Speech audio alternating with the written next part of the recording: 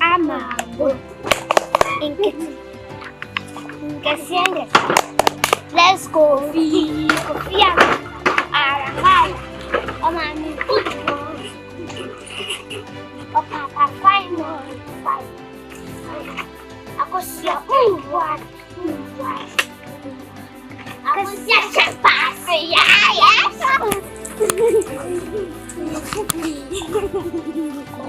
I'm Grace Adomaa, a teacher, a mother of 3, 1 girl and 2 boys. So my experience, it started like malaria-like symptoms. The fever was persistent, so I treated at home. I gave her malaria drugs for 3 days, but still the fever was still there. I realized she was pale, so I bought her some blood tonic and was looking forward that the fever would go down, but still. So I took her to the hospital, and upon reaching the hospital, she had to be admitted. And we stayed at the hospital for about a week. And when they were discharging us, still the fever was there. When we reached the OPD of the hospital, I realized she was still hot. But because we have stayed at the hospital for a week, I thought maybe when we come home, the fever will subside. So we came home.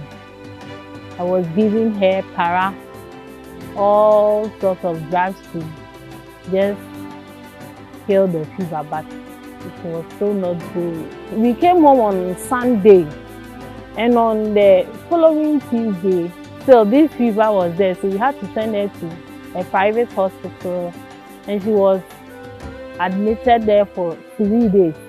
They were still treating fever, but then she had started bleeding from the anus. And when we talked to the doctor about the bleeding, he said it will go, so we should apply some cream. And we were applying it.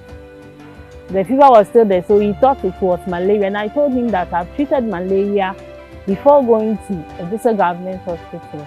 But he said maybe. So he treated malaria again at the hospital. But still, this fever was still there. We were doing labs and the blood was still going down. He was losing blood, and she prescribed some medicine for us to buy. But still, it was not going down. You see that when she takes the paracetamol and those kind of things, the fever will go down, but within 2 hours it will come back again. Then we saw that the gums were swelling. She couldn't eat. She was going lame. And so this bleeding went on for more than 2 weeks. So from the anus, you see, when she go to pee, it was very, very difficult for her. You see some blood clots coming from the anus.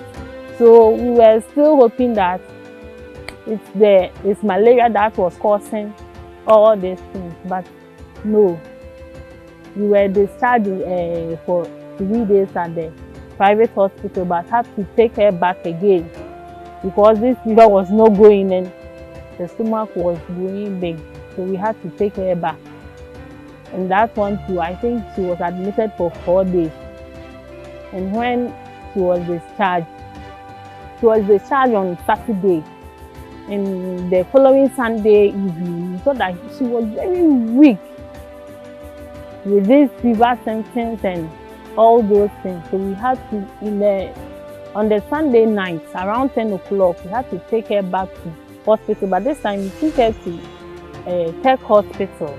And upon reaching there, with labs and those kind of things, we had to transfuse her immediately that night. As a teacher, how are you preparing for your retirement?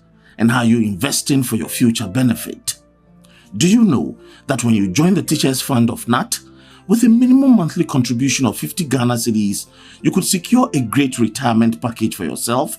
The Teachers Fund, as a retirement supplement scheme for members of GNAT, offers you the opportunity to plan for a fulfilling life after active service. For more details, visit any GNAT district office across the country and talk to our officials. You can call the fund on 0302 429 888. Reach us via WhatsApp 0509 331 260 or visit our website www.teachersfund.org.gh. Teachers Fund, saving today for a brighter tomorrow.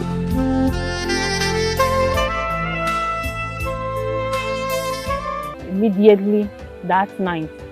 But before then, at the Joseph Government Hospital, she has received 2 units of blood. So when we came to the private hospital, I don't know, maybe at that place they don't give or they don't transfuse, so they didn't transfuse her, but they were giving her some supplement that will make up for the blood. But still, it was not coming. So when we took her to Tech Hospital, when she did some lab, the following morning they told us that they think the gums had swollen up.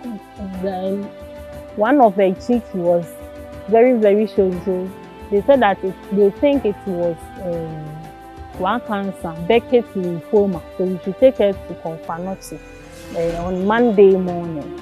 So they arranged for us to go to Confanochi. Upon Confanochi, when we went there, the fever was still there. So they treated us. When we went to Confanochi, we were admitted for 3 weeks on our first time at Confanochi. With this fever, the belly, the bleeding. Sometimes the bleeding will not come out, but you see it on her skin. Sometimes in her eyes. When you see there is some blood clots, you say it's congenital bleeding or something like that. We spent just a day at Tech Hospital. They had the appropriate thing to do so that they will confirm at Tech Hospital. So they told us that it's Confanochi that they can confirm. When we went to Confanochi with the referral notice, we were sent to where they treat cancer. But because they had not confirmed which cancer it was, they couldn't treat it. So I think they were trying to make the fever subside, and she was still losing blood. So they told us that they couldn't do bone marrow for her because the blood was very low. So we were there for 3 weeks. They did the test first time, they couldn't confirm it. Second time, they couldn't confirm it. I think we did about 3 bone marrow aspiration tests before they confirmed it was cancer. Before then, I had called my former district secretary to ask him about the cancer fund, how I could get my support. And he told me that I need a confirmation from Confanochi before, like medical report, before I go to the cancer fund. So I was reluctant then, but I told the doctors I stand a chance of my union or association supporting me with this treatment. But they told me that it was not easy even getting the medical report. I think it took about 4 months before I got the medical report from Confanochi. So after that, with the condition, I couldn't send her straight forward. So I waited for some time. I think I took her to the center about last year, June or July or so. It wasn't easy. She was very pale, very weak, always weak. She couldn't eat. Even when we started with the chemo, we started the chemo at Confanochi before going to SGMC. And side effects of chemotherapy is not easy. So her condition always, the blood was low.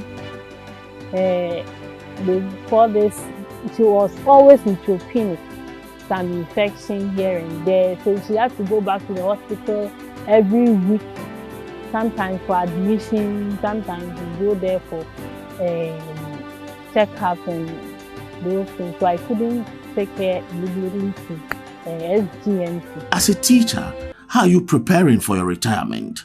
And how are you investing for your future benefit? Do you know that when you join the Teachers Fund of GNAT, with a minimum monthly contribution of 50 Ghana cedis, you could secure a great retirement package for yourself?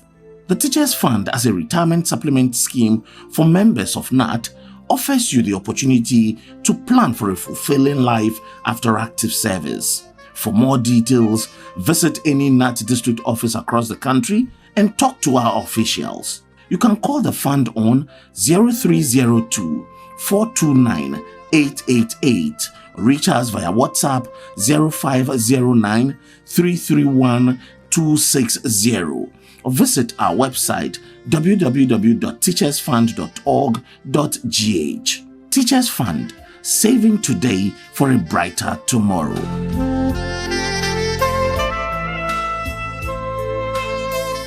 When I got to SGNC, they asked for my GNAT ID, which I didn't have.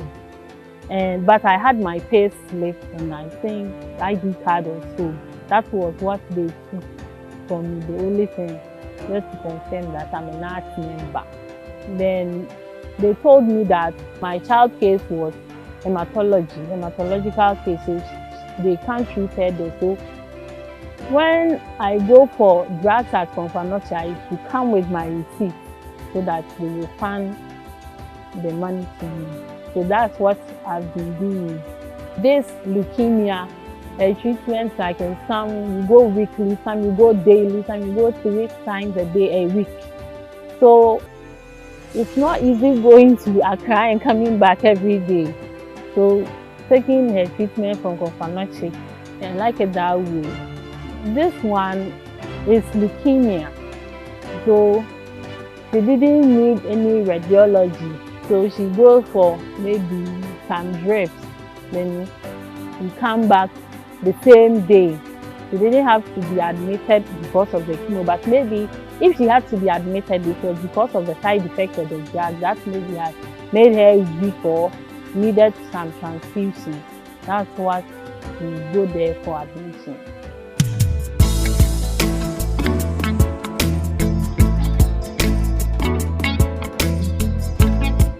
They say for girls it's 2 years and for boys it's 3 years. So we started somewhere March last year. That was when they confirmed it. So we started our chemo and the process was very difficult because with the condition, she's always neutropenic, and when she's neutropenic, you can't give her the chemo. So you have to come back sometimes for 1 week and go back to check to see maybe the situation has normalized. But you know, they say it's 2 years. So we are hoping maybe next year March we will finish with that. With Sweden Ghana Medical Center, and now there is hope for the cancer patient. You don't have to worry, don't give up now.